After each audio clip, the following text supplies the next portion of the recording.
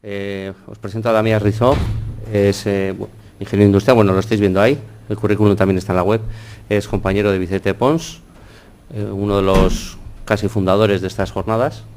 Entonces nos va a hablar de este tema que le hemos pedido a Vicente y trae a su compañero para hablar. Sin más, gracias por acompañarnos. Muy bien, buenas tardes a todos y en primer lugar gracias a los organizadores de las jornadas por habernos invitado, tanto a mí como a Vicente, creo que está el viernes. Y bueno, yo soy Damián Rizó, soy ingeniero industrial y vamos a hacer un poco una introducción a lo que es la simulación de incendios, simulación computacional y comentar un poco sus aplicaciones. Espero que no os durmáis porque la hora que es, bueno, intentaremos hacerlo lo más ameno posible.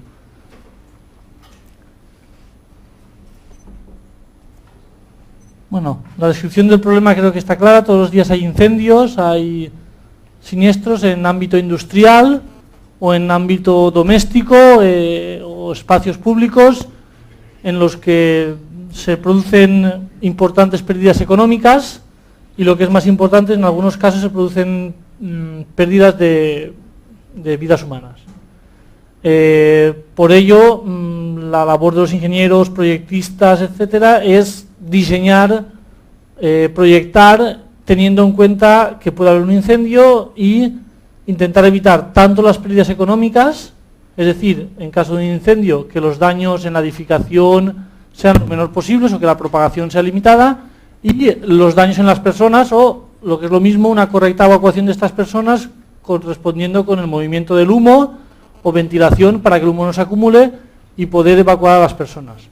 Evidentemente hay una casuística muy amplia, no hay límite en cuanto a la forma de construir, por lo tanto es difícil directamente decir o prever cuál es el comportamiento del humo en un incendio únicamente viendo digamos, la estructura, y lo que sería ideal sería realizar ensayos, pero es evidente que no podemos ponernos a construir naves industriales, espacios, para directamente hacer un incendio en su interior y ver qué es lo que ocurre para luego proyectar los siguientes. Por lo tanto, se abre un campo muy importante que es la simulación de incendios, la simulación computacional, que nos permite realizar muchos análisis con un coste relativamente bajo. Al menos coste material no hay, sí que hay un coste de computacional, de preparación del modelo, pero nos permite hacer muchos análisis incluso en un mismo espacio que hemos puesto en la simulación, varios tipos de fuegos en varios puntos y ver cuál es el comportamiento. ¿De acuerdo? Por lo tanto, si tenemos que hablar de simulación, existen dos modelos que se pueden utilizar, que tenemos modelos simplificados o modelos de zona y modelos más, digamos, con más detalle, modelos de campo. En un modelo de zona lo que hacemos es, o lo que se hace el software directamente es dividir el espacio en el que se desarrolla el incendio en dos zonas. La parte superior, en la que hay una capa de gases calientes que se generan en el penacho del incendio, y la capa inferior. Este modelo simplifica mucho el problema porque lo que hace es suponer que en toda la capa caliente las propiedades son constantes, temperatura, presiones, opacidad, etcétera, son constantes en esta capa. Y en la capa fría también son constantes. Hay una generación de calor y una transferencia de masa de la capa fría a la capa caliente a través del penacho. Son simulaciones que son muy rápidas, con un reducido coste computacional. El problema es que nos dan poco detalle. Sí que nos pueden dar información sobre el movimiento del humo entre diferentes espacios, pero no podemos saber temperaturas en puntos diferentes. Únicamente tenemos un valor de temperatura para toda la capa que no es real, porque arriba del penacho vamos a tener más temperatura y lejos, por transferencia de calor, vamos a tener menos temperatura. ¿De acuerdo? Sin embargo, tenemos modelos de campo que lo que hacemos es que si aquí hemos dividido el espacio en dos zonas, en un modelo de campo que se resuelve mediante fluidodinámica computacional, lo que se hace es discretizar el espacio en muchos volúmenes más pequeños. Cuanto más pequeños, mayor precisión en la simulación, pero un coste computacional mayor.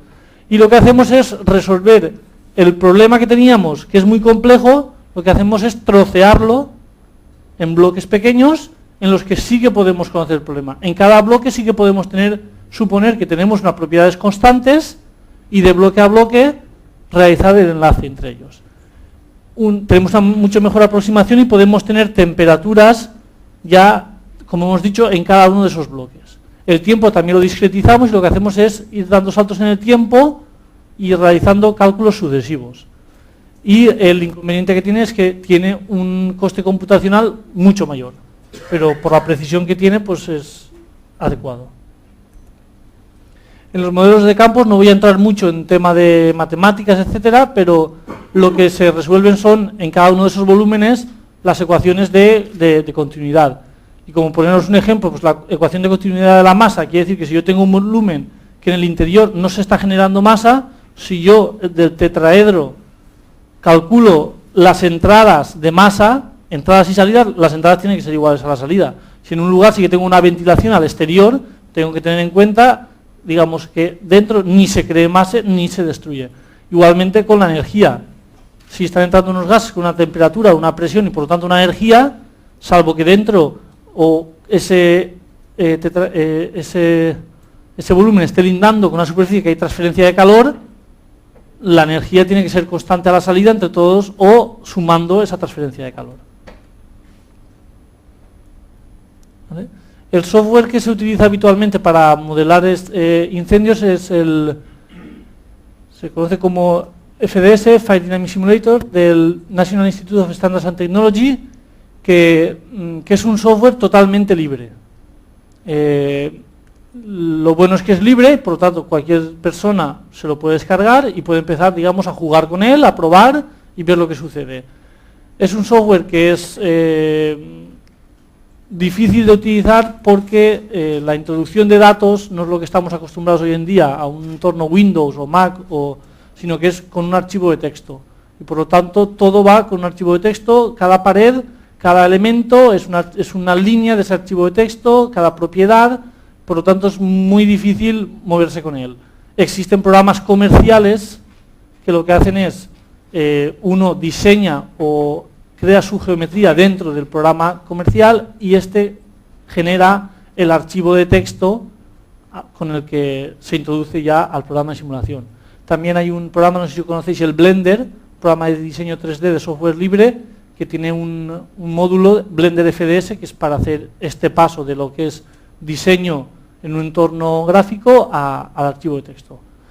Para realizar una modelización, ¿qué es lo que precisamos? Primero, modelar geométricamente el espacio en el que se desarrolla el incendio.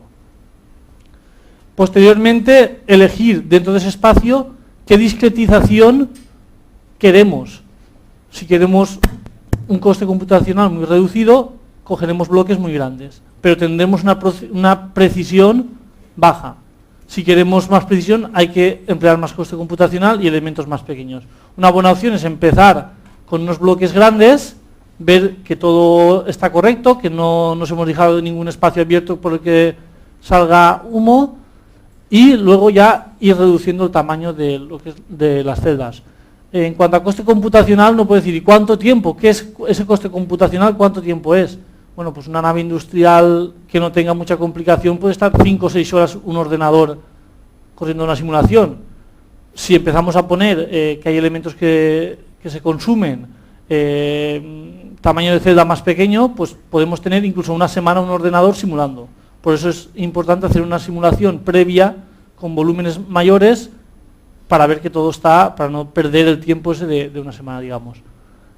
Hay que tener en cuenta muchas características constructivas, materiales, sobre todo si queremos ver análisis de temperaturas. Si queremos ver el movimiento del humo, la transferencia de calor no es tan importante, pero si queremos predecir cuál es la temperatura en un punto dado, es muy importante qué transferencia de calor tenemos al entorno por las paredes y techos, etc.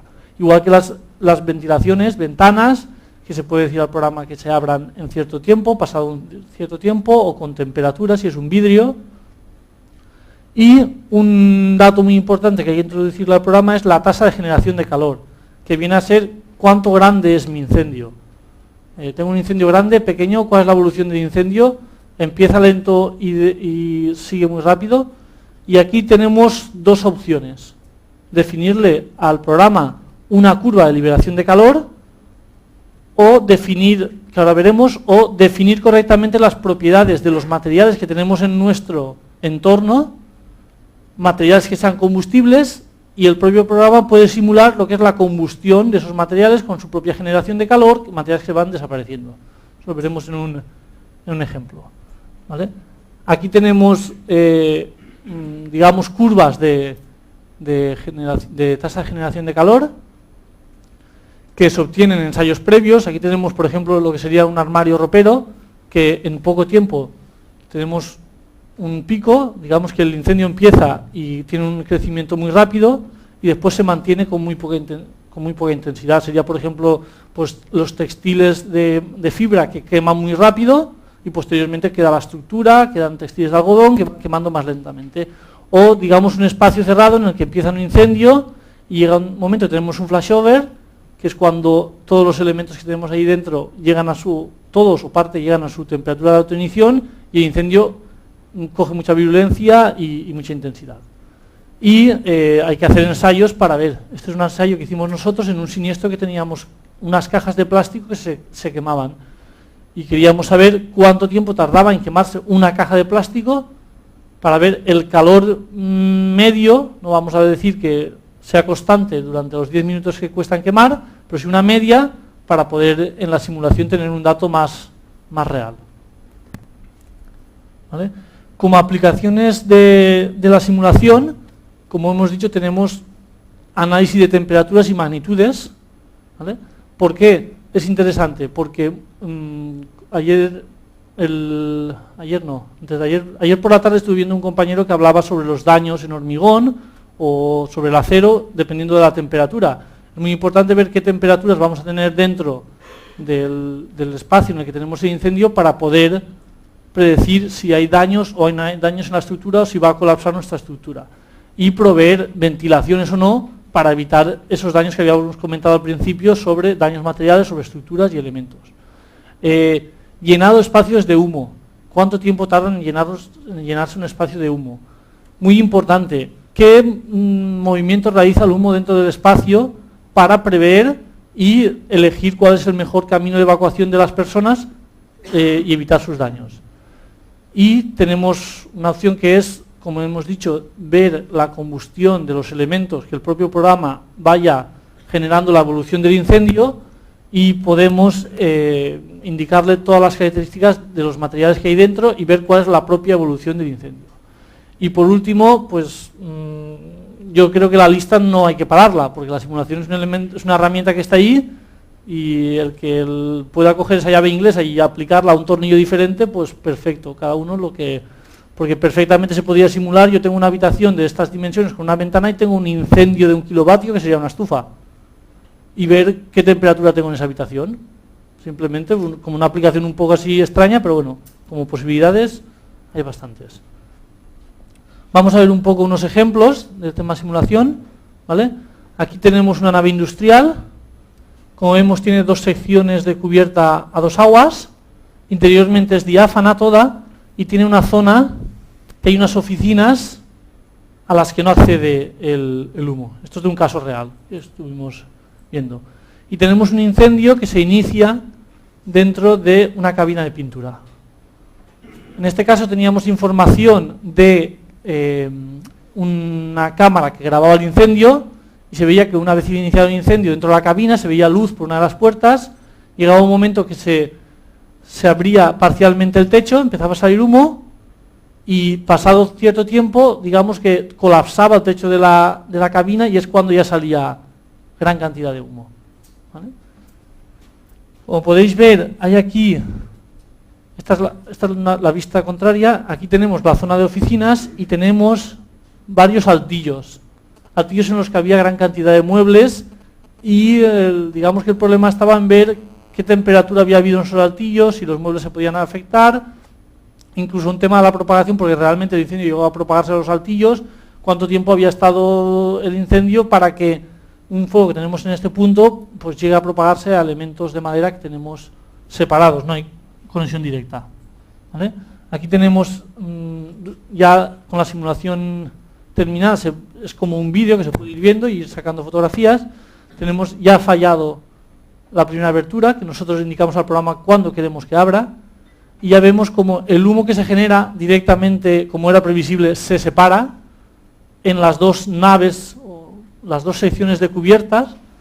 En este caso, esta abertura queda más a la izquierda y por eso viene más cantidad a la izquierda. Cuando abramos, ahora veremos la totalidad del techo, queda más a la derecha y se va toda a la derecha. Bueno, ya vemos ahí ese movimiento del humo. Evidentemente, conforme va generándose humo, vemos el espacio de oficinas cerrado y el humo llega a la cumbrera y se desplaza por la cumbrera siguiendo esta. Ahí ya tenemos, una vez hemos indicado que ha fallado todo el techo, y cómo se va acumulando todo el humo en la nave. En este caso, como vemos, tenemos más acumulación en esta parte de aquí, debido a que el centro de la abertura queda en la nave derecha. Aquí tendríamos el espacio ya todo lleno de humo. Comprobamos que en las oficinas no tenemos entrada de humo, pero ya prácticamente se ha inundado todo lo que es la nave industrial. Aquí en esta siguiente diapositiva vemos ya temperaturas. Si le decimos al programa que nos muestre todas las temperaturas, vamos a tener ahí no vamos a ver nada, pero sí que se pueden generar planos en los que nos muestra la temperatura. Vemos la zona exterior y el interior, el penacho del incendio, y uno en perpendicular en el que se ve las dos cumbreras y cómo tenemos más temperatura por la acumulación de humo en la parte de arriba. ¿Vale? Hemos marcado ahí la línea de los 100 grados, sería la línea negra. ¿Vale? Todo esto lo tenemos por encima de los 100 grados. En esta cumbre de la derecha no hemos llegado a esa temperatura, y aquí sí que tenemos una zona importante con 100 grados. Pero en lo que sería el altillo, que aquí se ve bien, no tenemos todavía esos 100 grados de temperatura. Y pasado el tiempo, pues sí que ya, cuando ya tenemos todo lleno de humo, pues tenemos ya, digamos que sí que estamos llegando a los 100 grados. Bueno, es como un ejemplo de, digamos, las posibilidades de ver temperaturas con valores casi puntuales, incluso si se pueden generar varios planos y ver cada vez el plano que uno desee para comprobar qué daños o qué temperaturas ha alcanzado en cada lugar. ¿De acuerdo? Como un segundo ejemplo tenemos aquí un problema de llenado de humo. ¿Cuánto tiempo tarda en llenarse este espacio de humo? ¿De acuerdo? En este caso teníamos que ver, porque cuando llegaron los bomberos al lugar del incendio, estaba todo lleno de humo, todo el espacio. Había habido un incendio muy pequeño, pero estaba todo lleno de humo. Sin embargo, sí que había un sistema de detección de incendios y sí que habían vigilantes. ¿Qué ha ocurrido ahí? ¿Ha fallado el sistema de detección? ¿Los vigilantes no estaban atentos? ¿Cómo es posible que cuando lleguen los bomberos ya está todo lleno de humo con ese incendio tan pequeño? ¿Cuánto tiempo ha transcurrido? ¿Podemos hacer una estimación de qué tiempo ha transcurrido hasta que, digamos, desde que se inicia el incendio hasta que llegan los bomberos? Pues en este caso teníamos un espacio muy grande con un falso techo. Y posteriormente, una vez realizada la comprobación de incendio, vimos que encima de donde tenemos el incendio, se había abierto en el falso techo, se había desprendido unas cuantas placas que permitían el acceso al humo. Entonces hay que tener en cuenta todos los factores, porque es un espacio que también se tiene que llenar de humo. Si no tenemos en cuenta, pues se va a llenar antes. Y empieza la simulación y tenemos cómo va generando humo. Y aquí tenemos un efecto muy curioso. Se puede ver que en la simulación aparece y en la realidad es cierto, y es que cuando el humo va desplazándose y llega a una pared vertical, choca y digamos que aumenta el espesor, incluso vuelve en forma de ondas. Yo siempre digo que ver el desplazamiento del humo es lo mismo que si fuera agua, pero tendríamos que coger el edificio y darle la vuelta. Si damos la vuelta al edificio, el penacho sería una entrada de agua y el humo se llena como el agua. Primero cogería los espacios que están más bajos o los más altos si fuera humo. Y el agua igual, el agua iría desplazándose por la superficie hasta chocar contra la superficie. Y allí generaría como una ola, choca, aumenta, incluso devuelve olas en sentido contrario. En estas tres imágenes todavía no se ha abierto lo que es el falso techo. Y aquí en la siguiente sí que se ve ya cómo empieza a subir humo a la parte superior. Y aquí ya tenemos todo el espacio lleno de humo. en cuanto a temperatura, esto es antes de abrir el falso techo, estas dos imágenes. Comprobamos la capa de gases calientes y el efecto que habíamos comentado antes. Se observa cómo tenemos más temperatura en elementos, digamos, a una cota inferior. Y si nos acordamos del modelo de zonas que habíamos dicho antes, que dividía el espacio en dos partes, pues podemos ver que en algunos casos es una buena aproximación a aquel modelo, porque realmente sí que tenemos dos zonas, hay una línea casi horizontal que nos separa la capa de gases calientes de la capa de gases fríos. Evidentemente la temperatura arriba de la capa y abajo no es la misma, el modelo de zona no nos va a dar ese detalle, pero sí que nos puede dar información sobre el movimiento del humo. Y en esta por último ya tenemos el falso techo abierto y el acceso de los gases calientes del penacho. Aquí tenemos otro ejemplo de lo que habíamos comentado antes, de indicarle al programa los materiales que allí tenemos y que sea el programa el que vaya produciendo la combustión de estos materiales, y por lo tanto no le indicamos nosotros qué calor se está generando, sino que únicamente un calor inicial para que empiece la combustión de los materiales y luego el incendio que progrese según la simulación. A ver qué ocurre. Tenemos una nave con dos espacios a diferente cota, separados, y no hay continuidad entre los elementos combustibles. Iniciamos el incendio en la parte inferior y vemos cómo el incendio directamente progresa. ¿Vale? En este caso, como ya hemos visto al inicio, tenemos únicamente combustión bajo, y en el momento empieza a consumirse los elementos de aquí, ya se ven, digamos, lo que el programa simula como llamas, pero bueno, es porque hay mucha generación de calor.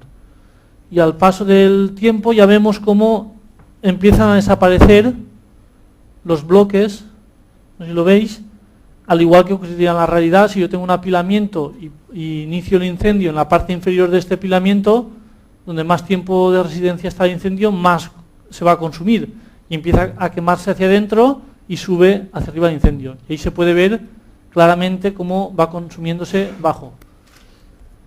Y aquí los que sepan un poco de incendios pueden ver incluso una V invertida, ¿vale?, del incendio, y a partir de ella tendríamos el cono de ataque, la V invertida y el cono de ataque de incendio.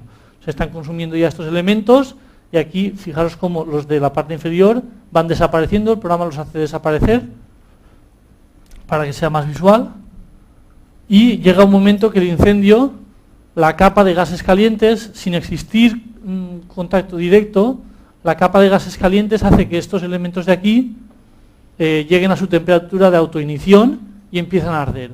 Evidentemente, para hacer una simulación de este tipo hay que conocer muy bien qué elementos tenemos ahí almacenados, cuáles son sus características, temperatura de autoignición, calor específico, y es un tema que es muy difícil de conocer incluso a priori. Si yo voy a tener un almacén de muebles, pues puedo tener desde sofás que tienen espumas de poliuretano y con mucha carga de fuego, hasta maderas con una combustión muy lenta, y es difícil prever bien estos casos.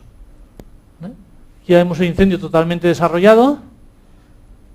Incluso podemos ver cómo ya empiezan, aquí ya quedan pocos elementos, y aquí ya están desapareciendo los elementos de la parte superior.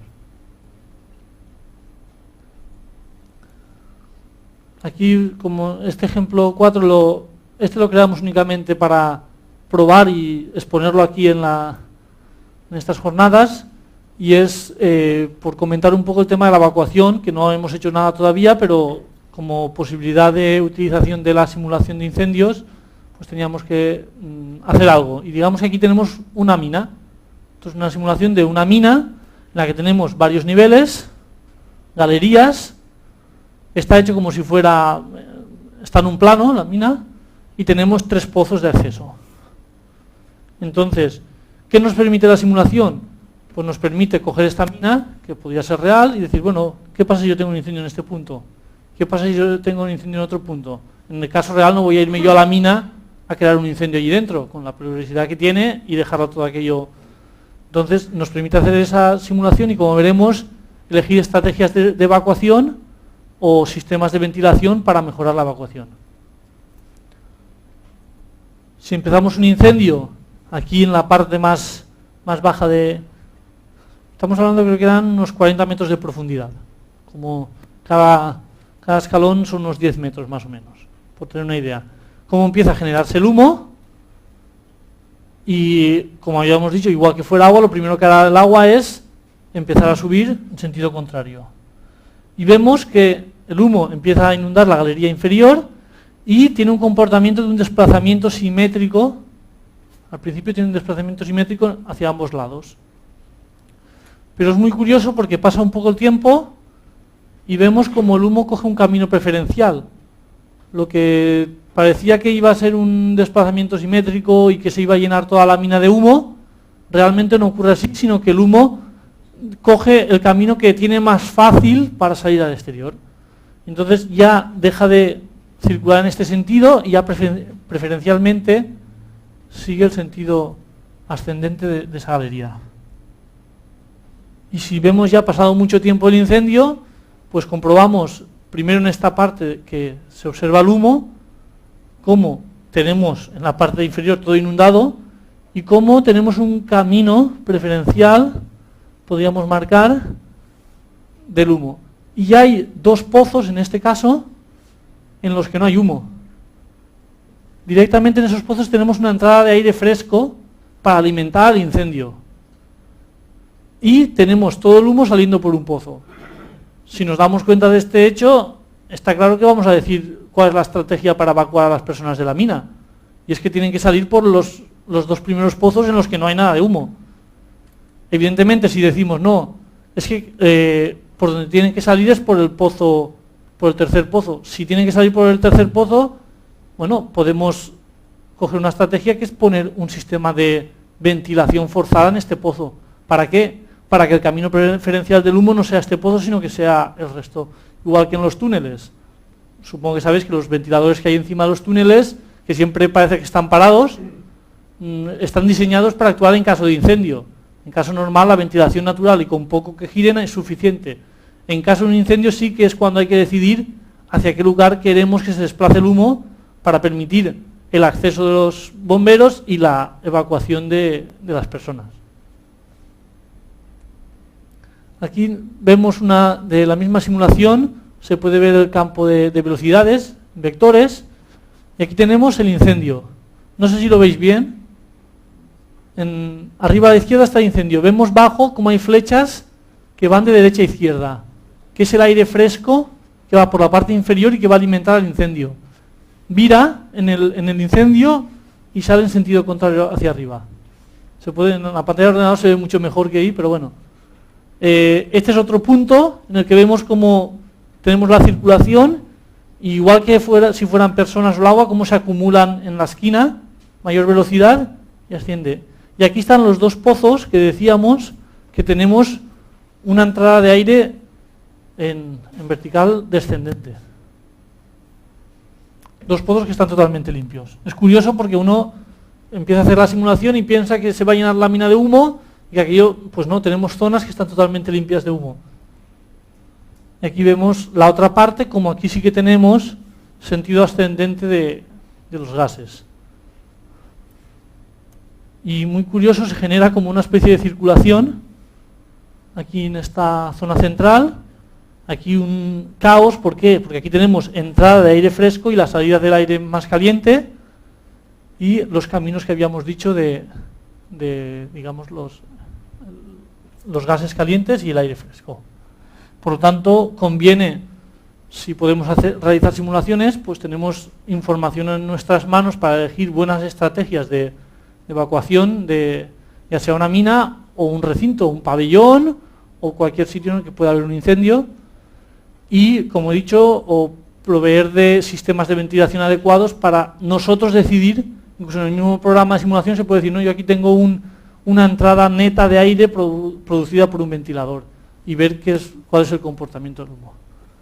Al ver esta simulación nos quedamos así un poco. Vamos a hacer una mucho más sencilla, como curiosidad, que es una mina, o da igual, es en forma de U, totalmente simétrica, y en el centro tenemos un incendio. Una vez se inicia el incendio, ¿qué tenemos? Lo que habíamos visto antes, un comportamiento simétrico del humo en ambos sentidos. El incendio tenemos en el centro y sube humo por ambos pozos. Pero pasado un poco de tiempo, el humo coge un camino preferencial, se establece una circulación y continúa en ese sentido. Incluso pueden haber casos en los que haya un cambio y vire todo en sentido contrario. Pero incluso habiendo una simetría perfecta, llega un momento que el humo sigue un camino. Esto es lo que quisiéramos en una chimenea de una vivienda, que el humo siempre tome el camino que es salir por la chimenea por arriba y no acceder a la vivienda. Si está bien diseñada, pues se puede conseguir. Pues lo mismo sería. En este caso, si el fuego lo tuviéramos en esta esquina, evidentemente sería este sentido, pero en este caso, incluso estando simétrico, llega un momento en el que todo el humo vira en un sentido y es el que toma preferencialmente. Y bueno, esos son los ejemplos que quería mostrar, y como conclusiones, pues exponer que tenemos una herramienta más para diseñar espacios y intentar que los recintos sean más seguros, sobre todo para las personas y también para el propio recinto, como hemos dicho, minimizar la temperatura que se alcanza en su interior. Es evidente que para ello hace falta una buena formación, porque si uno se pone a simular como, bueno, voy a hacer aquí, pero no tiene conocimientos de transferencia de calor, pues cuando coge un programa de los que yo comentaba comerciales, ahí hay infinidad de casillas que hay que variar, que tienen que ver con transmisiones de calor, coeficientes, que si no se tienen en cuenta, pues los resultados no van a ser, digamos, buenos. Va a salir un resultado, pero no es fiel a la realidad.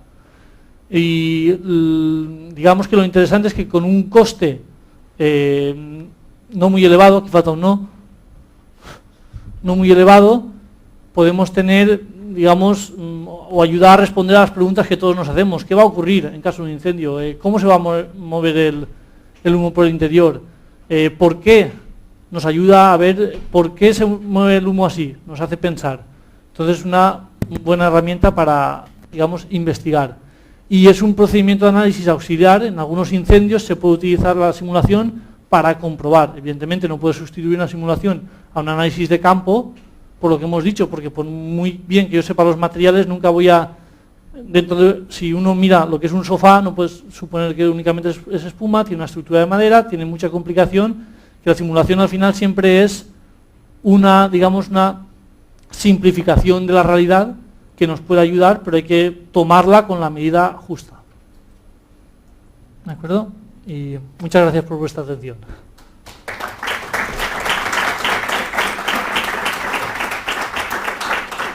Si tenéis alguna pregunta que hacerle.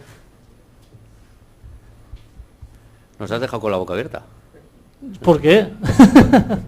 Tampoco. Ya te pillaremos. Muy bien. Gracias. Muchas gracias a vosotros.